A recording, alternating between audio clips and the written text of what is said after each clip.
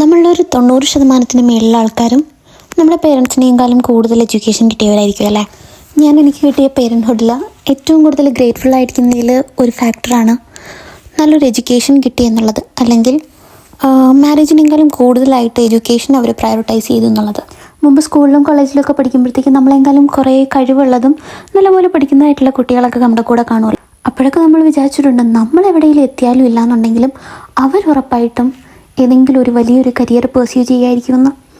പക്ഷെ പിന്നീട് അറിയാൻ സാധിച്ചിട്ടുണ്ട് അവർ മിക്കവരും കല്യാണം കഴിച്ചു പോയി നല്ലൊരു കരിയർ പെർസ്യൂ ചെയ്യാനായിട്ട് പറ്റാണ്ട് എഡ്യൂക്കേഷൻ സ്റ്റോപ്പ് ചെയ്യേണ്ടി വന്ന ഒരവസ്ഥ വന്നിട്ടുണ്ടെന്ന്.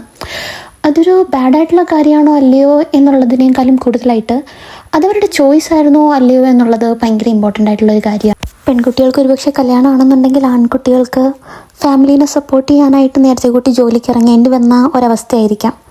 എൻ്റെ പപ്പയൊക്കെ മുമ്പ് പറയായിരുന്നു, പപ്പ 4ാം ക്ലാസ്സിൽ പഠിത്തം നിർത്തിയതാണ്.